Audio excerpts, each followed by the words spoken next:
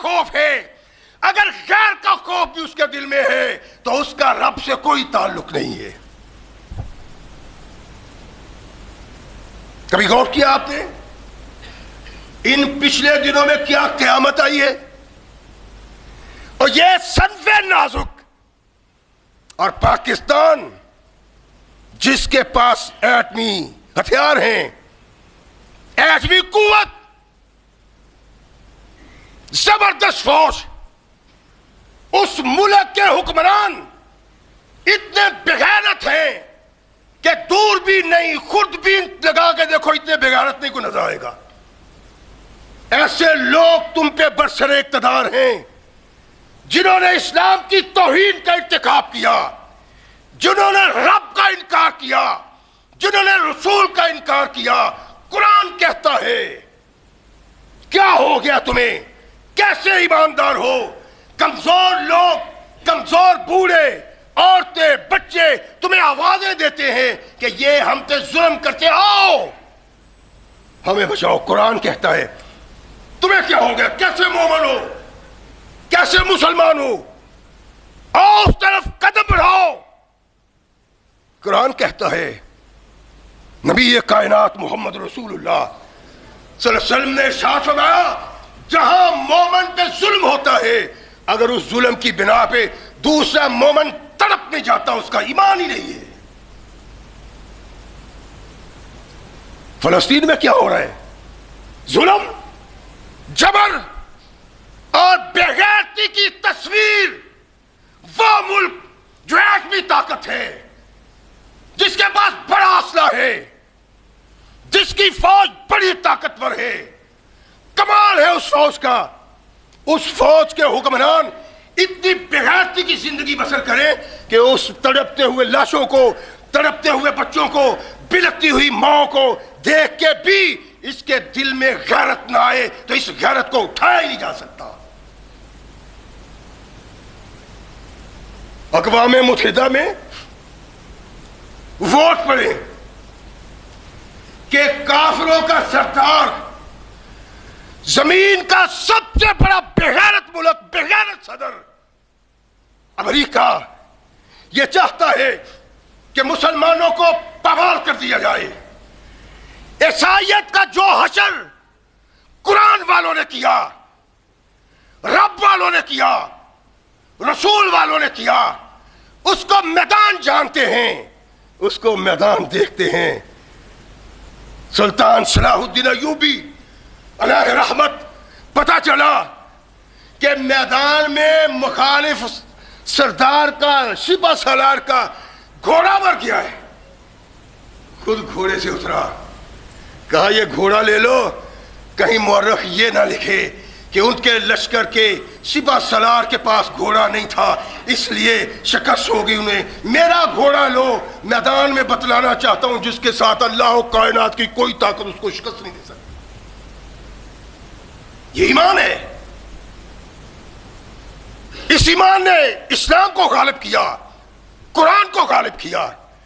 ہم ایٹمی طاقت ہیں اور زمین پہ بسنے والے کافر حکمرانوں نے، زمین پہ بسنے والے اسلام کے مخالفوں نے، زمین کے بسنے والے کلمہ نہ پڑھنے والے کافر اقوام متحدہ میں ووٹ دیتے ہیں کہ فلسطینیوں پہ ظلم ہو رہا ہے، ان کے ساتھ زیادتی ہو رہی ہے، قتل و غارت ہوتا ہے، بند کرو. لیکن اس بے غیرت حکمران نے الیکشن میں صحیح نہیں لیا،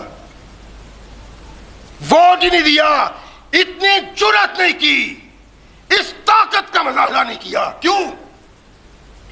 اس لیے کہ ابا جی ناراض ہو جائیں گے، امریکہ ناراض ہو جائے گا. اگر یہ بات حقیقت ہے تو چشم فلک نے کوئی مومن ایسا بے حمیت دیکھا ہی نہیں ہے جس کے پاس اتنی طاقت ہے، اتنی قوت ہے، اتنا توانا ہے. اس کے سامنے مسلمانوں کے چھوٹے چھوٹے بچے لہو لہان تڑپ رہے ہیں، وہ آواز دے رہے ہیں کوئی ہے جو اللہ کے لیے ہمیں آ کے بچائے. یہ ایٹمی طاقت ہے. اور یہ جو ہے نا ان کے بعد آنے والے، یہ نہیں کریں گے بلکہ اس اسرائیل کو مانیں گے بھی. حالات بنائے جا رہے ہیں, اللہ کے باغی بنایا جا رہا ہے, رسول کے باغی بنایا جا رہا ہے, کوئی پوچھنے والا نہیں. ایک چھوٹا سا بچہ فلسطین کا روتا ہے آنسو بہاتا ہے اور کہتا ہے زمین پہ بسنے والے مسلمانوں 56-57 تمہارے ملک ہے, ہماری طرف دیکھو, کسی کا ہاتھ نہیں, کسی کا بازو نہیں, کسی کا سر نہیں, اور ہم تڑپ رہے ہیں, لہو میں پھڑک رہے ہیں, تمہاری غیرت کہاں گئی ہے؟ مسلمانوں, کل قیامت کو اللہ کے دربار میں تمہارا شکوہ کریں گے اللہ کے ساتھ. بچہ کہتا ہے, اس مسکین کو کیا علم ہے کہ یہ باتیں تو غیرت مندوں پہ اثر کرتی ہیں, یہ باتیں ضمیر فروشوں پہ نہیں, جن کی زندگی کا مطمع نظر یہ ہے ڈاکہ ڈالو, کافر سے مانگو, جوڑی پھیلاؤ, روپیہ چاہو, چاہے مسلمان کا قتل و غارت ہوتا ہو یا مسلمانوں کی بچیوں کو اٹھا کے کافر لے جائے اور ان کے ساتھ زیادتیاں کرے. یہ ملک ہے. اس ملک کو اس لیے تخلیق دیا گیا تھا اور یہ لا الہ کے نام پہ لیا گیا تھا. لا الہ پہ داغ آنا, لا الہ پہ حرف آنا اس ملک کے تمام باسیوں کے لیے سبب نکبت ہے. یہ ملک ہے آٹھویں, یہ نہیں کہہ سکے, یہ جرات نہیں کر سکے ان پہ ظلم نہ کرو, یہ بے غیرت نہیں کر سکے کافروں نے کہا ہے ان پہ ظلم نہ کرو. بچہ تڑپتا ہے, بلکتا ہے اور کہتا ہے قیامت کو اللہ کے دربار میں شکوہ کریں گے, اور اس کا کرو گے جو قیامت کو مانتا ہے, اس کا کرو گے جو آخرت کو مانتا ہے, اس کا کرو گے جس کو رب کے سامنے کھڑا ہونے کا ڈر ہے, اس کا کرو گے. یہ تو لوگ ایسے ہی نہیں ہیں, باغی ہیں خدا کے, باغی ہیں رسول کے, باغی ہیں اسلام کے, یہ سب کچھ تباہ کر دینا چاہتے ہیں صرف اپنی ذات کے لیے, مال و دولت کے لیے, مال اکٹھا کرنے کے لیے. کافر کی غلامی کرتے ہیں, ٹوٹی کرتے ہیں, ان کے بوٹ چاٹتے ہیں اپنی زبان کے ساتھ. مسلمانوں کے ساتھ کیا ہو رہا ہے؟ ان بد کرداروں کو کیا اس کا کیا فکر اس کی فکر تو کسی مسلمان کو ہونی چاہیے. اس کی فکر نور الدین زنگی کو تھی. پیغام گیا کہ یورپ میں مسلمان کے ساتھ ظلم ہو رہا ہے, یہ افریقہ میں فتوحات میں مصروف تھا, مسلمانوں پہ ظلم ہو رہا ہے, سب کچھ چھوڑا اور یورپ کا رخ کیا جہاں مسلمانوں پہ ظلم ہو رہا تھا. عیسائیوں نے کہا, صلیبیوں نے کہا کہ واپس چلے جاؤ, اس میں تمہارے لیے خیر ہے. اس نے کہا میں خیر کے لیے نہیں آیا, میدان میں آؤ, کل اس بات کی شہادت دے گا محمد کا غلام کیسا ہوتا ہے, باغی کیسا ہوتا ہے. یہاں کس کی بات کریں؟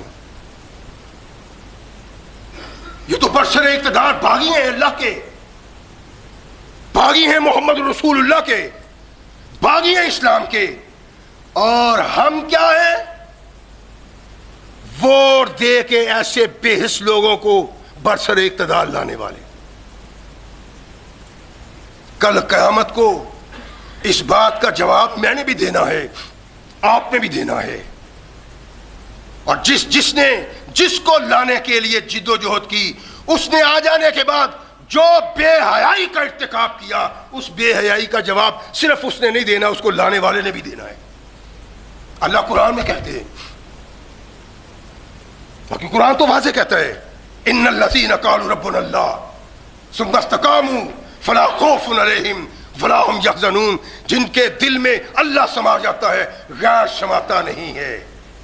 اگر امریکہ تمہارے دل میں سمایا ہوا ہے, اگر امریکہ تمہارے دماغ میں چھایا ہوا ہے, اگر امریکہ سے تم خوف زدہ ہو, تو اس خوف کو واقعی تم مانتے ہو تو خوف زدہ ہو, تمہارا تعلق اللہ سے کوئی نہیں. اسی سبب ذلت و نکبت ہمارے گلے کا گہنا بنا ہوا ہے. جب تک اللہ کو پکارا نہ، جب تک اللہ کو راضی کرنے کے لیے قدم نہ بڑھانا، ذلت و نکبت ہمارا مقدر بنا رہے گا. اللہ ہمیں صحیح مسلمان بننے کی توفیق عطا فرمائے.